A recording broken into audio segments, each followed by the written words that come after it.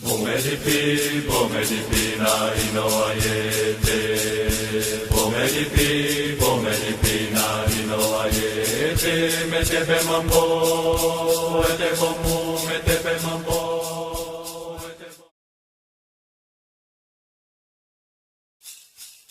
Bomedipi, bomedipi na inoayete. Bomedipi, bomedipi na inoayete.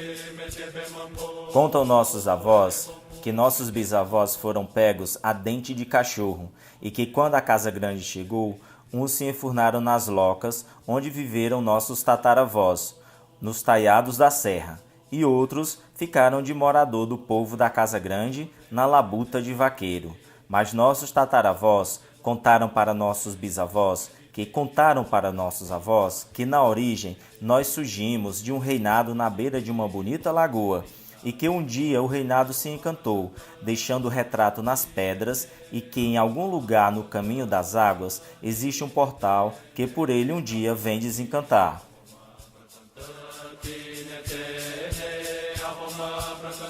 Antes da colonização existiam vários povos, né? Entre eles Tabajaras, Potiguara, Calabaça, Tupi, Guarani. Eram diversas etnias que habitavam principalmente a região da Serra da Ibiapaba, né? E que eles tinham muito essa missão de viviam em determinados lugares até onde poderiam explorar a natureza de forma que pudesse estar sobrevivendo, de acordo com os meios de sobrevivência que iam diminuindo, por exemplo, a caça, né, as riquezas relacionadas à pesca, né, as frutas da mata. Então eles iam sempre migrando. Então o Ceará todo ele foi habitado pelos nossos antepassados, porque eles viviam sempre migrando de região para região, vivendo sempre, né, da caça, da pesca e da agricultura. Eles viviam no estado, quer dizer, nas serras, nos sertões, nas praias, né? Porque não existia cidade nesse tempo, né? Então eles viviam em reservas, em locais que só estavam eles. E o que a gente sabe, pelas pesquisas que a gente fez, que eram 42 povos indígenas nessas terras do Ceará, né? Como eles chegaram aqui, ainda hoje não se tem certeza. Tem várias hipóteses, teses, né? Os trabalhos eram de caça e de pescar, né? Não tinha essa questão de plantar roça, né? Milho, feijão, jerimum, né? E a maior parte do trabalho do trabalho para sustentar a família era só na pesca e na caça. Que na época não tinha desmatamento, tudo era a maior harmonia do mundo. Meu pai me conta que, por exemplo, até quando eu tinha 8 anos de idade, nós ainda tinha caça suficiente, caça e peixe. Né? Meu pai passava de 4, 5 dias pescando, e aí pegava o peixe, salgava, né? E ficava, ele pegava na faixa de 4, 5 ou 6 sacos de peixe, surrão, saco de estopa, e passava 2, 3 meses comendo peixe. Mesma coisa era caça, no Preá, Tejo, Tatu, Peba. Né? Hoje não tem mais nada disso aqui. Né? Porque na época que não tinha invasões, nós tínhamos realmente a mata intacta, né? Os rios não tinham poluição, a lagoa não secava. E de um tempo para cá começaram a desmatar e não tem mais, né, nada que eu estou falando, né? Tem algumas pebazinhas aqui e lá, mas se for pegar, entra em extinção. E aí muitas vezes a gente só caça na época do verão, porque na época da chuva é para eles produzir mais. Os índios Cariri eram originários da Ásia e chegaram ao Brasil pelos rios Amazonas e Tocantins, ainda no período Neolítico. Na região sul do Ceará, chegaram nos séculos 9 e 10 em busca de terras férteis, úmidas, quentes e de fácil plantio. A região do Cariri tem esse nome por conta dos índios cariris, que os índios foram encontrados aqui na época. Era uma população numerosa de índios, não eram 500 nem 1000, eram milhares de índios que habitavam esse Vale do Cariri e também aqui a região que hoje é o município do Crato. O lugar onde foi instituído o aldeamento, né, a missão do Miranda, não era habitado pelos índios, porque era um lugar mitológico, era o lugar onde habitava a cama da mãe d'água, do rio Batateira. Então era um ambiente de culto. Cariri Velhos, habitantes da parte oriental da Chapada da Borborema.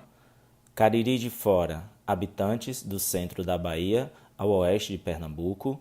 Cariri Novos, habitantes do sul cearense, no entorno da Chapada do Araripe, seus vales e afluentes.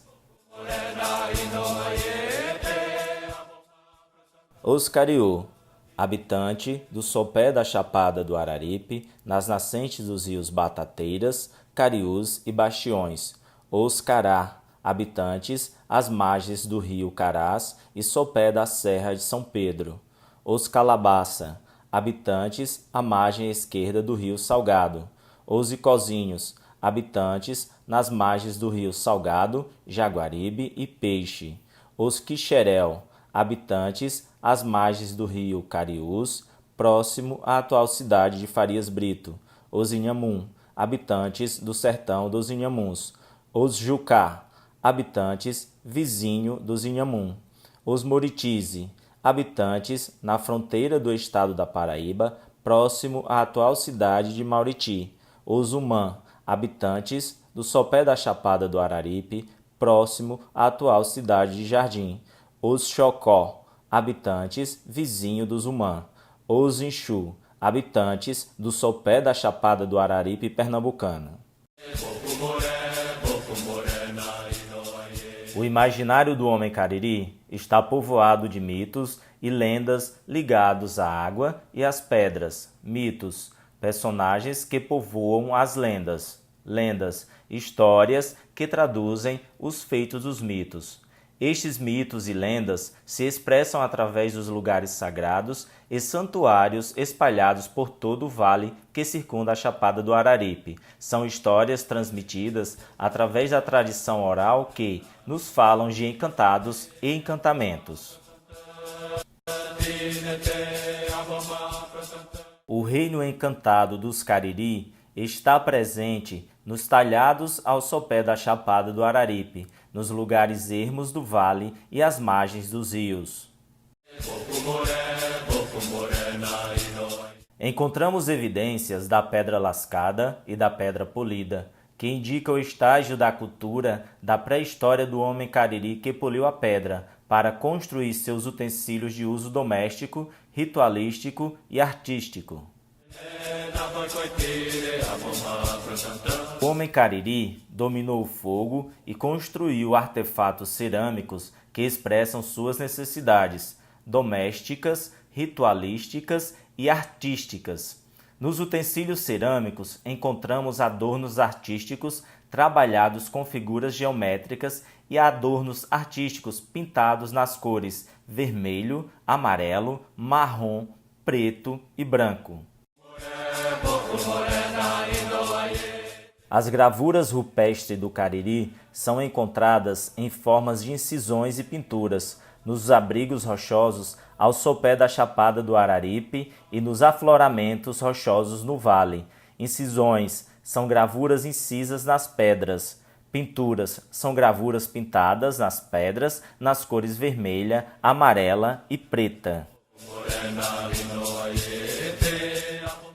A relação dos índios Cariri com a natureza que os cercava não se diferenciava daquela que outras nações indígenas, de forma geral, noutros lugares, mantinham para com o seu entorno.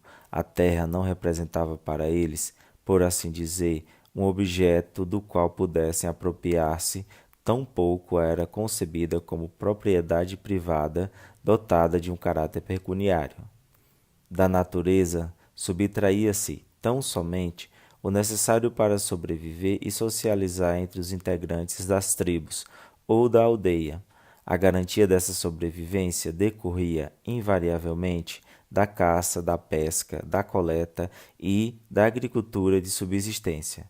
É plausível afirmar, considerando o caráter dessa relação, que a água e a terra representavam não só o suporte ou a base da vida social dos indígenas, mas estava intrinsecamente ligada ao seu sistema de mundo e de conhecimentos em relação à vida, como um todo. Sou